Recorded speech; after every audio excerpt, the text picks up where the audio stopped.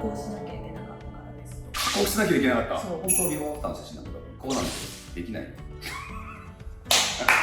やばい。皆さんこんにちは。こんにちは。幸子とのび太社長の美容の裏チャンネル。このチャンネルでは美容業の闇、裏情報を発信しています。今日のテーマはビフォーアフターの写真の裏についてです。ビフォーアフター、通称ビフォーアフっていうと、たくさんホームページとか SNS に載ってますよね。転がってますよね。あれ闇いっぱいありますよね。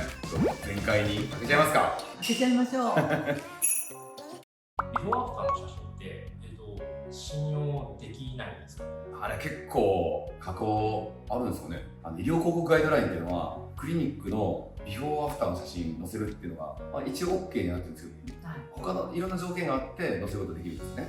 例えばビフォーアフターの写真にリスクとか副作用を入れておくとか、料金がいくらで合計いくらかかるんだとか、そういったものが初めて書いてあってビフォーアフターの写真を使って OK となってるんですけど、加工なんてあるのかね。ありますね。なんか表向きではやってないよと言いつつ、美容クリニックの中でも以前私がやったカウンセラーの面接の中でも、1日で辞めたスタッフがいて、ね、なんでここ1日で辞めたのっていう話をしたら、受付の仕事でビフォーアフターの写真を加工しなきゃいけなかったからです。加工しなきゃいけなかった。そう、iPad で加工して光の調整だけじゃなくて、シミを消したり、たるみをこうちょっと直したりとか。明らか違反じゃないですか。そうなんですよ。それ指示したのが先生ってこと？そう。あ、持っちゃうか。マジか。っていうのはありましたね。ドクターはね、あんまそういうの分かってなくてね、ビフォーアフターの写真きれいにしたらお客さん来ると思うんで、指示しちゃったかもしれませんけど、明らかに違反ですね。違反ですね。医療広告ガイドラインのパンセルと、これはどういうのがするかですか？まずホームページから消さなきゃいけないとかっていうのがあって、ビフォーアフターの写真を載せてるのがホームページと SNS が主だと思うんだけど、ホームページから落として、SNS も落とさなきゃいけないけど、SNS 最悪凍結されたりとか、いろんなリスクがあって、本当ビフォーアフターの写真なんかだと、こうなんですできない。医療広告ガイドライン違反なんてしたら大変だなって思ってるはずなんだけどね。実際取り締まられた事例とか知ってる？今まで働いてきたクリニックの中ではなかったですけど、面接をねやるといろんなクリニックの情報が入ってくるじゃないですか。でその中ではビフォーアフターを加工してきましたっていう看護師とかカウンセラーは多いですよ。知ってるクリニックだとビフォーアフターの写真ちょっと不備な内容があったので、厚労省から、編集してくださいと、そういう通達が来たっていうところはないのを出してますね。結構やっぱ見てるんだなっていう印象がありますね。そこまで行くのはさすがに身の回りではなかった。みんな営業停止一歩手前みたいなところで慌てて修正するみたいな感じなんじゃないですかね。通達が来てからちょっと慌てて。そう。SNS なんてね、無数に症例写真を載せてるんで、あれを全部取り締まるってなかなか難しいんで、それをいいことにね、SNS では強引なビフォーアフター写真みたいなのは結構あるのかなっていうふうに僕は見てると思いますけどね。たくさん SNS にあるのもそうだけど、アプリとかの技術の革新がすごすぎて、もう分かりにくいよね。一般の方が見られたりとかしたら、ちょっと気づかれないんじゃないかなみたいな、っていうのはもう転がりすぎてますよね。なんかビフォーアフターの写真もね、一番いい症例写真使うじゃないですか。チャンピオン症例。チャンピオン症例っていうね、そうチャンピオン症例を使うんで、加工してるからレベルの、ね、変化になる人もたまにいますもんね。このクリニックの中で一番出来が良かった、変化率がすごい良かったのがチャンピオン症例。先生で一人知ってる先生がいて、夜中の1時か2時までにずーっとインスタグラムを更新してる先生がいるんですよ。その先生もうなっちゃうんですけど、まさに1日2重をやった中のチャンピオン症例を選んで、どの写真が一番いいかをすごい医者の目で吟味して、それで上げてるって言ってて、そんなのナースさんとか受付さんに任せたらいいじゃないですかって言ったんですけど、やっぱ医者の目から見るとこれはすごいっていうのがじゃないとダメなんだと言って、その先生は自分で選んでいきました。でも実際にビフォーアフターの写真を撮るっていう風になった時には、オペの時間が通常の患者様だったら30分で終わるんだけれども、ビフォーアフターの写真を撮る時のオペの時だけ1時間かかるみたいな先生いましたよ。ビフォーアフの写真を撮るのに、何度も何度も撮り直すってこと？撮り直すもそうだし、縫い方が綺麗かどうかみたいなのもやっぱり見るじゃないですか、マリサ成果。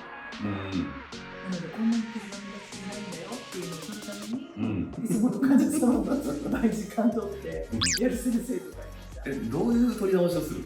その取り直しっていうよりも、縫うのに時間がかかる。ああ、丁寧な縫いをする。そうそうそうそうそう。そんな裏側あるんだ。今日はビバンだから先生ちょっと時間出てこないねみたいな。ちょっと患者様待たせちゃうんでみたいな。いつもチチッと縫うのに。そうそうそうそう。そんな裏側がある。はい。写真に命かけてね、写真家みたいにね。加工されてきた方がたくさんいらっしゃったってお伺いしましたけど、もうそれは摘発されてるんですかね。通告が来た前例があるんです。ないです。厚労省に通達されるのは大体記載の漏れとかそういうのだけで、例えば色味の調整とかそういう細かい修正は結局全然バレない。そうですね。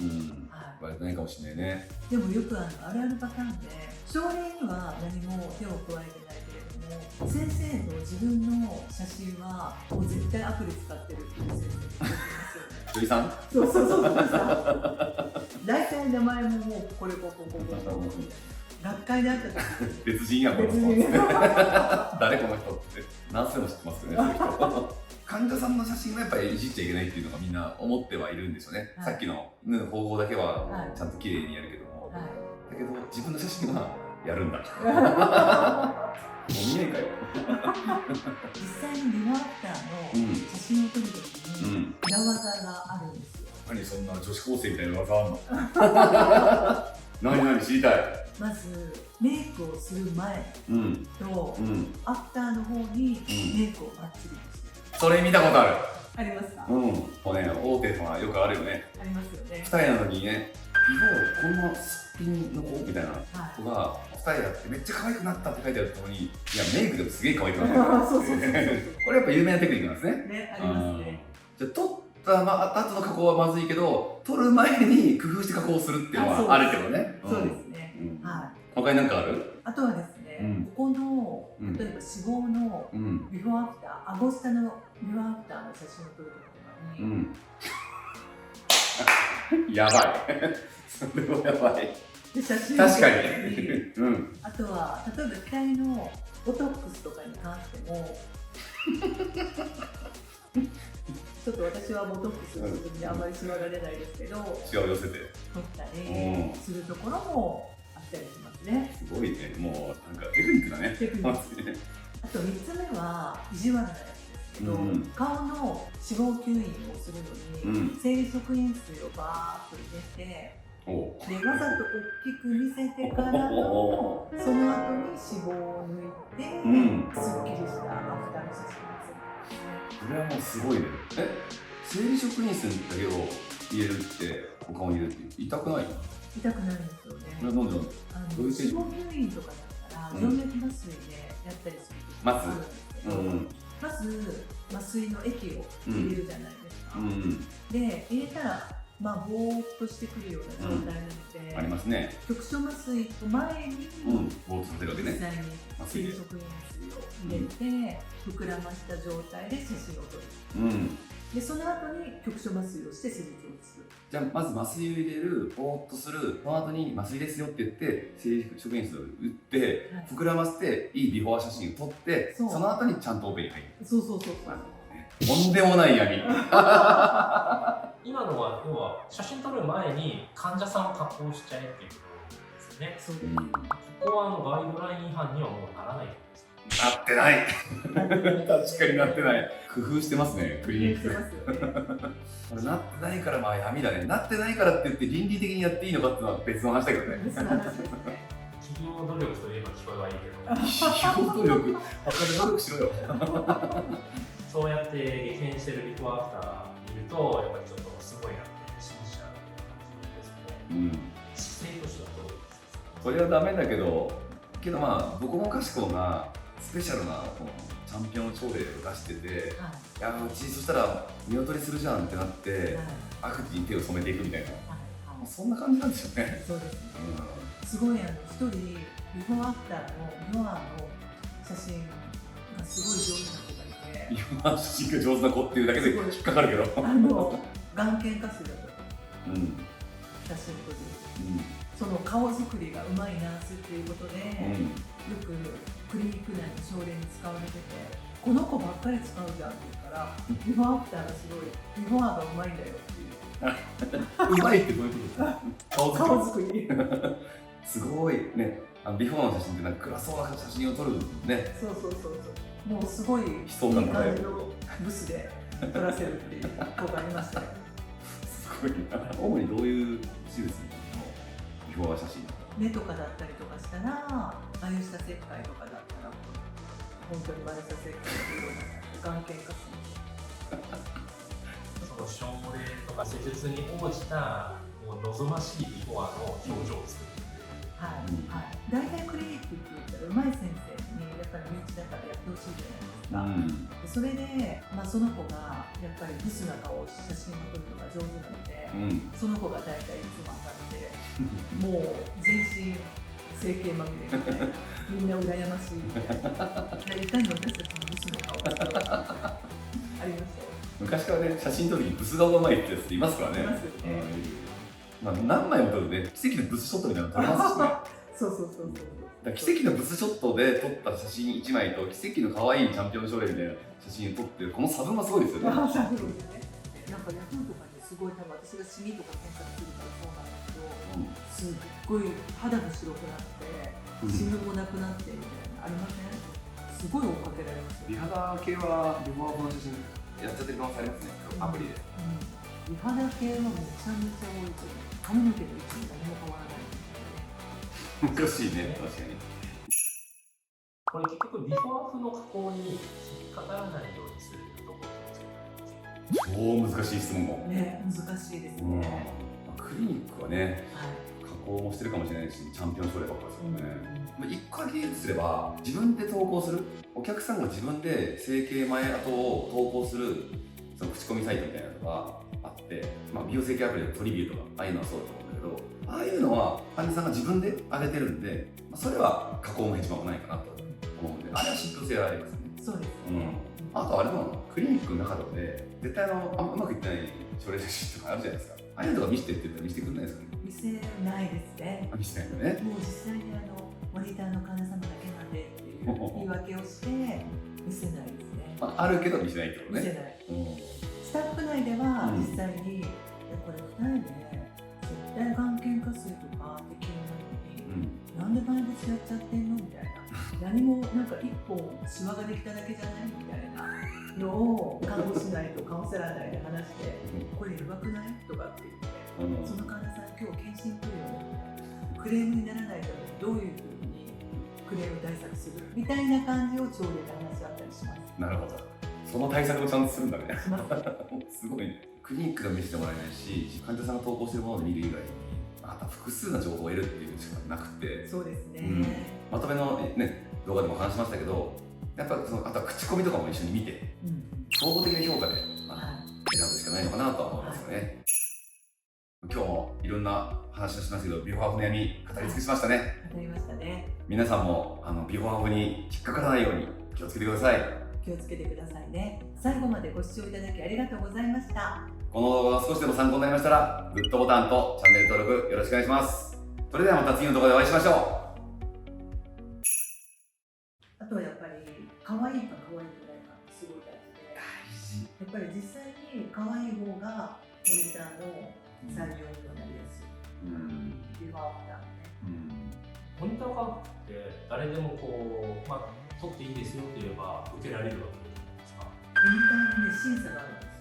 審査があるんですね。モニターしたいとかで100人来ても100人全員がモニター価格で受けられるわけじゃないですね。ビフォーとアフターの変化がすごくはっきり分かりそうな、まずそもそも人だよね。あと可愛いだろうか。そう。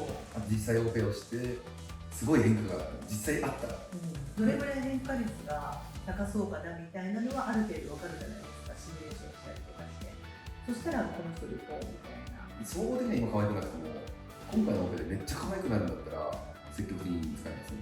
使いますよね。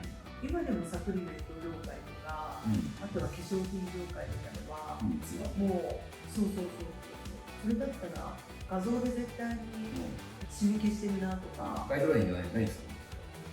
すごいありますよね。軽量は引っかかるかもしれないけど、医療報告ガイドラインは医療機関のみの対対象なんで。ドラッグストアに置いてあるような、ああいうのはどうなんですか？この前シミケスクリームで怪しまった、あれもガイドラインとは関係ないんで、医療機関はとにかく厳しいことでは間違いないし、高額が動いてクレームになる産業だから。でもビューアフターのチャンピオン症例って実際に化粧品だったりとかでいろんなメーカーあると思うんですけどね、クリニックって大体今では3、4種類ぐらいの技術力じゃないですか、そういう症例写真とかってもうメーカーが買いますからね、クリニックが。それぐらい価値があるので、なのでクリニックビフォーアフターみたいな感じで、それをもうどんどん見せられて、この化粧品でこれだけ変わるんだろう、化粧品だけじゃなくて途中で IPL 打ってるんじゃないかとか、途中でなんか施術してるんじゃないかみたいな感じで思っちゃう、この化粧品だけじゃないんじゃないかな。奪ったらいいです。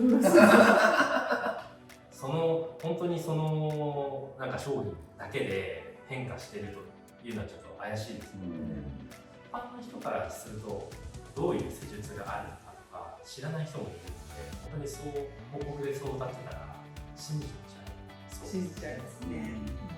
IPL なんて知らないよとか。そうそう。だからチャンネルでも歯医者の話をずっといずれみたいな思ってるんだけど、歯医者もマウスピース矯正、ガチの矯正やったぐらいマウスピース矯正変わるっていうリポーターを出してるのがあって、これ絶対マウスピースでこんな動かねえだろみたいなこと結構あって、歯の領域もなかなか闇ってるなって感じする。